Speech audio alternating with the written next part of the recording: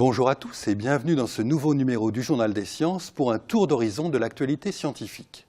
Au sommaire de ce numéro, les 10 ans de Mars Express, le plus vieux primate, la taille des graines de palmier et le sillage d'un hors-bord. Le 2 juin 2003, la sonde européenne Mars Express décollait de Baïkonour à bord d'une fusée Soyouz en direction de la planète Mars.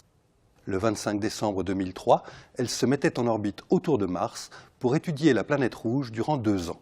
Et depuis, elle tourne inlassablement, nous envoyant toujours des données sur l'atmosphère, le sol et le sous-sol de Mars. La mission avait assez mal débuté avec la perte du petit atterrisseur Beagle 2 qui devait se poser en douceur. Mais depuis, tous les instruments de la sonde fonctionnent correctement et ont permis d'obtenir d'excellents résultats. L'instrument Omega, conçu par l'Institut d'astrophysique spatiale d'Orsay, a permis d'établir une carte minéralogique globale de la planète qui montre que les terrains anciens sont composés de roches magmatiques altérées par l'eau. Il sert également à préciser les échanges entre le sol et l'atmosphère et a découvert des traces de méthane dans l'atmosphère de la planète, suggérant qu'il peut peut-être encore exister des volcans actifs sur Mars.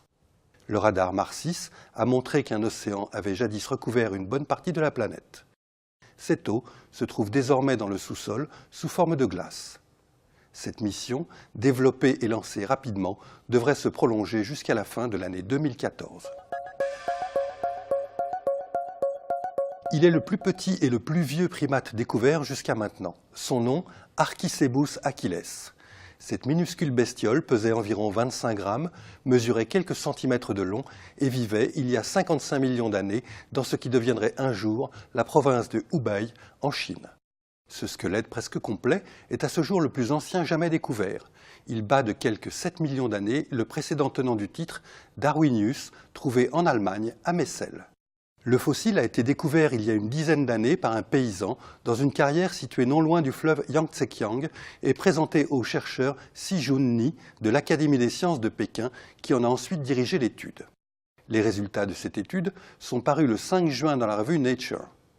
Ce fossile a entre autres été longuement étudié au synchrotron européen de Grenoble qui a permis d'obtenir une représentation en 3 dimensions du pied de cet animal.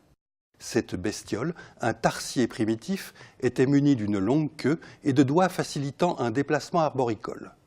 Son squelette presque complet est visiblement adapté à une vie dans les arbres, notamment au vu de ses membres élancés. Il suggère que l'animal était actif durant le jour et se nourrissait essentiellement d'insectes.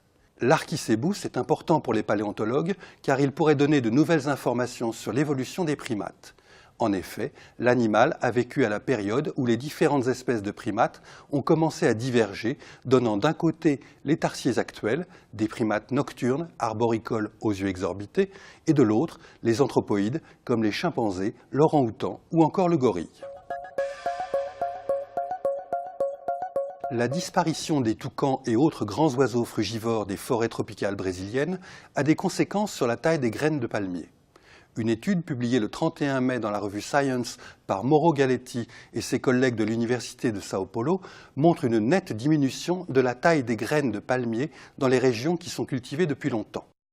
Ces chercheurs ont étudié 2 types de terrains. D'une part, des zones de forêt intactes, d'autre part, des zones de plantation de café et de canne à sucre.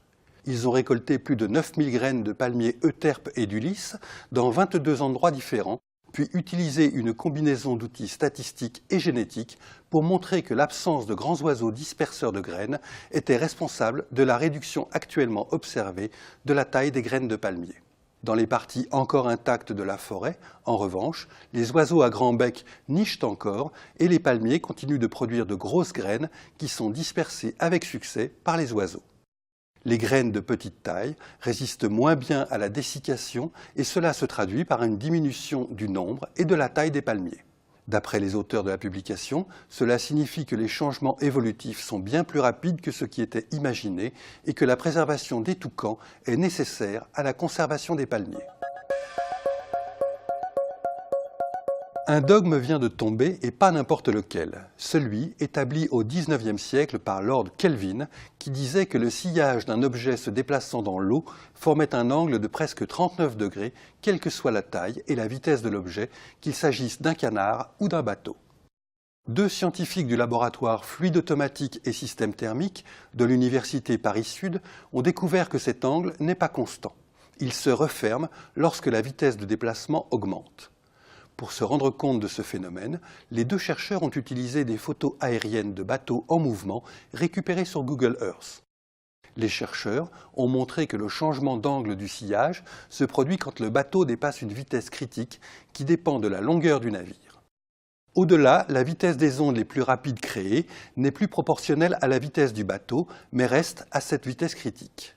Cette limitation fait que le sillage ne peut plus s'étendre latéralement aussi vite que dans le régime de Kelvin à faible allure. Il forme alors un cône plus étroit.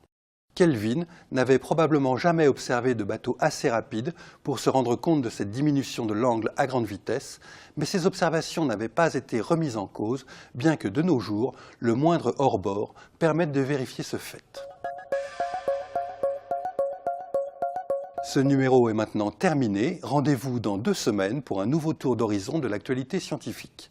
En attendant, retrouvez-nous sur scienceactualité.fr, le site de la rédaction.